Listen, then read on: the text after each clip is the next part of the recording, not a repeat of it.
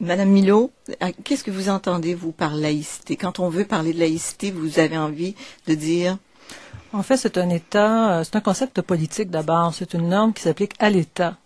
C'est un État qui est libre d'élaborer des normes collectives sans être sous la tutelle d'un groupe religieux, d'une église, d'un groupe de conviction particulière. Donc, c'est ce qu'on appelle une séparation, une autonomie de l'État par rapport aux groupes de conviction, aux églises particulières.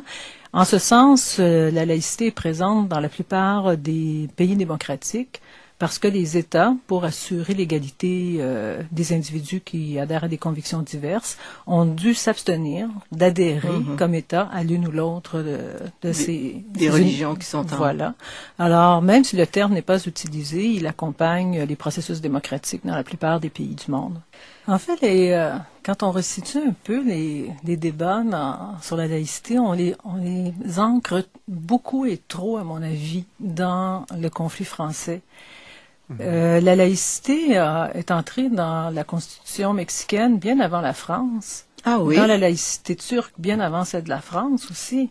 Alors donc, il y a des ancrages réels d'histoire de la laïcité dans d'autres pays avant celle de la France, mais peut-être à cause de notre langue, à cause aussi du lien qui nous unit à la France, et parce qu'à un certain moment donné de son histoire, la France a dû, ce que d'autres pays n'ont pas eu à faire nécessairement, a dû avoir un conflit frontal avec l'Église qui détenait beaucoup de pouvoir.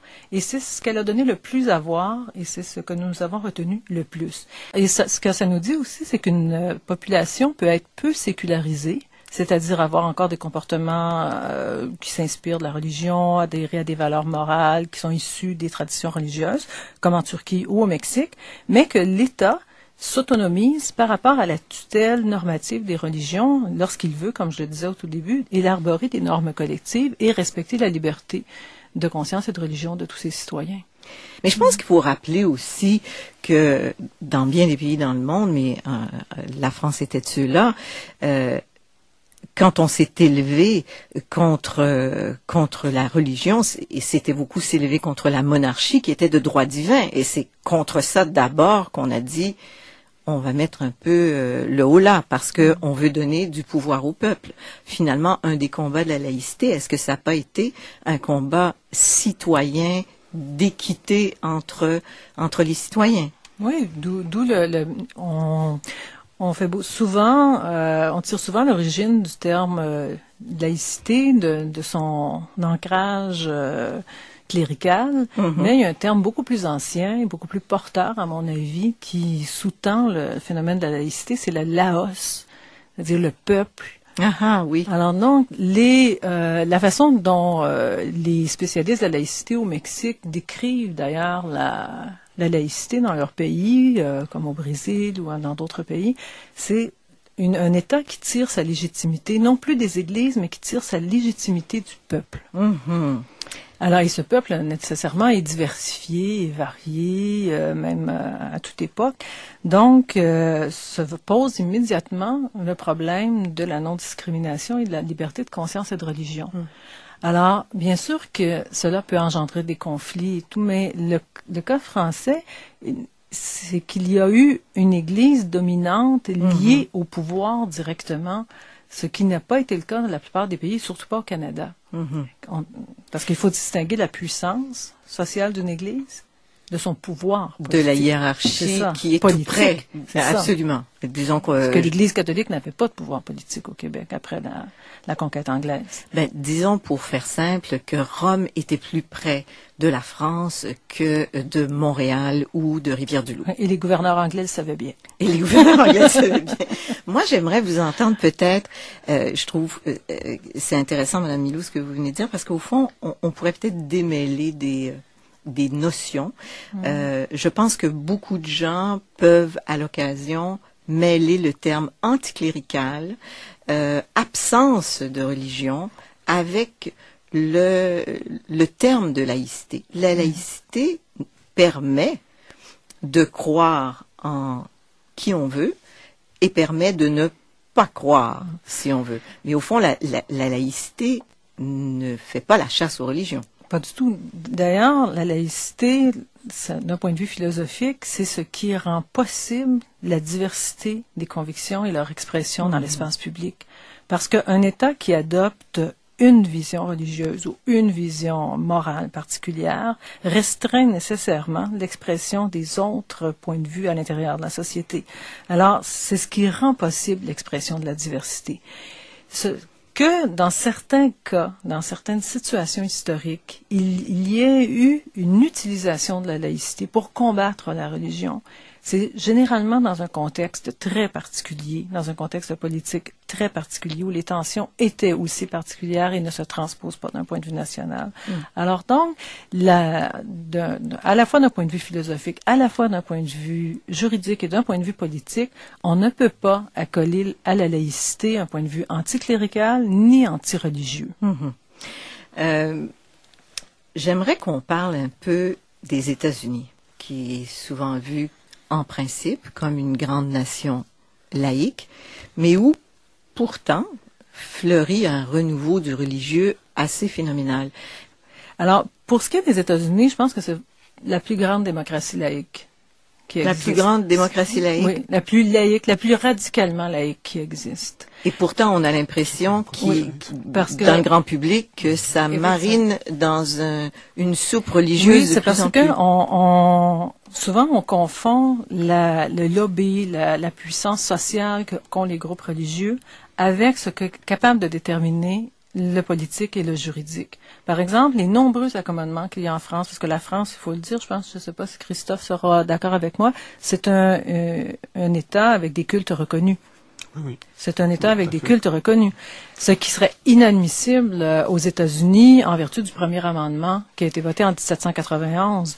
Il y a des subventions qui sont accordées aux écoles privées en France. Ce qui, en vertu du premier amendement encore aux États-Unis, c'est inadmissible. Il y a des chèques, provisions pour les parents, pour une partie de la scolarité des enfants dans les écoles privées. Mais tous ces aménagements-là du religieux dans les institutions sont impossibles aux États-Unis en vertu du premier amendement de la Constitution.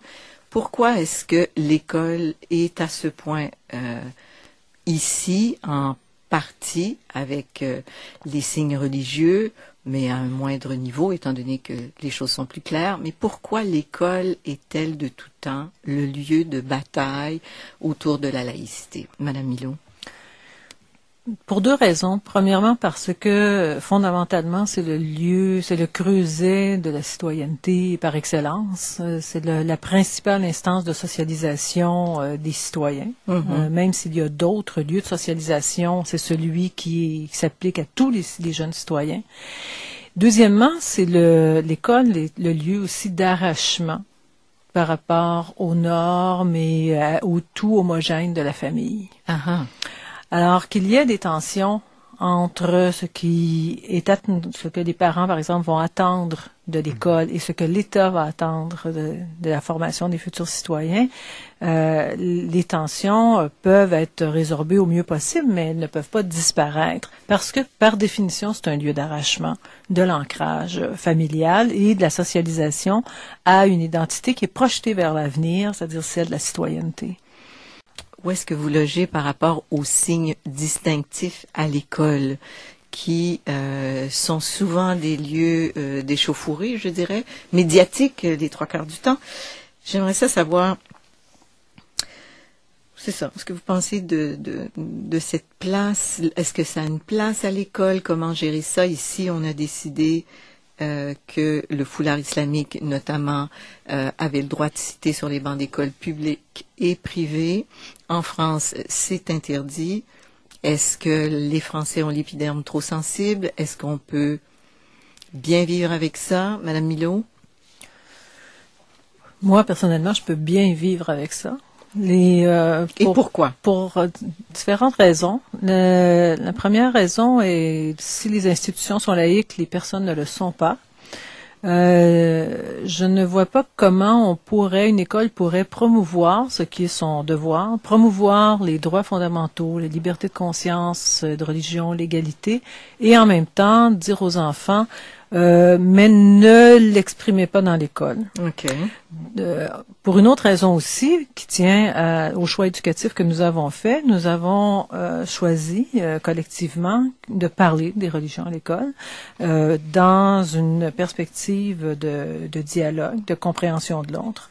Alors, je vois mal comment on pourrait dire à quelqu'un qui porte un signe religieux, nous allons parler des religions, nous voulons dialoguer avec les personnes qui ont d'autres convictions, mais surtout rendez le plus invisible possible vos convictions. Au fond, il faut être conséquent, selon vous. Voilà, il faut être conséquent. Alors, il y a des limites qui sont établies par la loi, c'est-à-dire l'ordre public, la sécurité, etc. Mais donc, globalement, ça ne me pose pas de problème. On l'a évoqué un tout petit peu tout à l'heure, on parlait de la mouvance des peuples aujourd'hui, du fait que de plus en plus, ce pluralisme culturel dans nos sociétés nous amène à rencontrer évidemment des populations très différentes. Il faut se redéfinir d'une certaine manière, c'est comme s'il fallait rééquilibrer d'une certaine manière notre manière de penser la laïcité. Est-ce qu'il faut laisser une certaine place aux religieux dans nos sociétés pluralistes? Tout d'abord, je ne crois pas qu'on puisse donner tellement de place que on en vienne à dissoudre la démocratie. Là, vraiment, là, j'ai pris une grande respiration, Christophe. D'accord, tout à fait. Quand on parle d'accommodement à des individus. Bon, par effet d'entraînement, il va y avoir quelques autres individus aussi qui vont se glisser. Mais la démocratie, ses prémices les plus radicales, c'est de rendre possible, dans le débat public, la diversité d'opinions, qu'elles soient basées sur des convictions religieuses, qu'elles soient basées sur des convictions athées, morales ou philosophiques. Les prémices les plus radicales de la démocratie, ce n'est pas d'éradiquer la religion, c'est que dans les débats, ils puissent prendre une place comme les autres groupes de convictions peuvent le prendre. Je sursaute un peu parce que je me dis que ça doit être ça qui fait peur à tant de gens. Vous voyez simplement la présence des leaders religieux ou de groupes religieux dans l'espace public comme faisant partie de la société civile, alors que peut-être, pour un certain nombre de gens qui nous écoutent, revoir ces gens participer au débat public, dire que le mariage entre conjoints de même sexe n'a pas de bon sens, redire que l'avortement est peut-être questionnable, redire que la contraception, on ne sait pas trop, c'est un recul pour beaucoup de gens qui ont subi des jugements, appelons ça comme ça, ostracisants à une autre époque. Peu de gens, peut-être encore, voient l'Église catholiques ou les leaders religieux comme vraiment étant des gens qui font partie de la société civile. Qu'il y ait cette sensibilité, cette réaction épidermique de crainte que le religieux envahisse l'espace public et vienne normer l'espace public. Je pense que ça repose sur un fantasme du passé, c'est-à-dire une certaine mémoire que ceux qui l'invoquent ne sont pas ceux qui l'ont vécu, pour la plupart, d'ailleurs. Mais c'est extrêmement difficile à imaginer que des groupes, même l'Église catholique, qui a si peu d'emprise, finalement, sur la population, au niveau moral, des valeurs adoptées, etc., puisse un jour mobiliser, je ne sais pas trop, l'ensemble du Québec pour faire renverser des lois ou quoi que ce soit. Ça m'apparaît une vision de l'esprit, mais qui s'exprime dans l'espace public, alors qu'en France, par exemple, il y a même des leaders reconnus, autorisés par l'État, avec lesquels le ministre des Cultes va discuter directement, alors qu'ici, on n'en est même pas là encore. On est simplement dans la société civile, des groupes. Mais on l'a déjà été.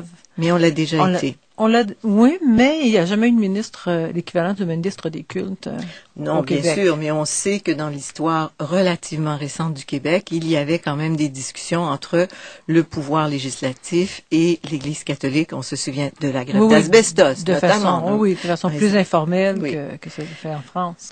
Est-ce qu'il y a de la place pour le sacré dans notre société laïque? Madame Milot? Je pense que l'expression du sacré, s'il y a un terme que je renvoie à l'individualisation, c'est bien celui du sacré, c'est-à-dire en matière de religion. C'est-à-dire, on pourrait, par analogie, dire que les droits fondamentaux sont sacrés pour nous, que l'égalité des hommes et des femmes est sacrée, mais je pense le terme, vous le prenez dans l'univers du référentiel spirituel et religieux, il y a une place pour l'expression du sacré, mais elle peut difficilement être collective, à mon avis, présentement. C'est-à-dire, oui, il peut y avoir des communautés qui s'expriment par des rituels, etc., mais qu'elle soit portée collectivement, ça me semble difficile à soutenir. Difficile, en effet. Tout à l'heure, on se disait, vous savez, les Québécois ont un peu, et peut-être certains Canadiens, mais encore plus au Québec, ont jeté un peu le bébé avec l'eau du bain quand il a été le temps de distinguer les rôles et les responsabilités de l'Église et de l'État. On dirait que les Québécois n'ont pas peur de perdre leur héritage judéo-chrétien, que je dirais, mais ils ont peut-être peur de ce qui va leur arriver. Une espèce de peur de l'inconnu en face de ce pluralisme religieux. Est-ce que c'est une peur qui est un peu normale, au fond? Puisque c'est nouveau, ce brassage de population et cette visibilité, comme vous le disiez tout à l'heure, Madame. Il ne faut pas le banaliser.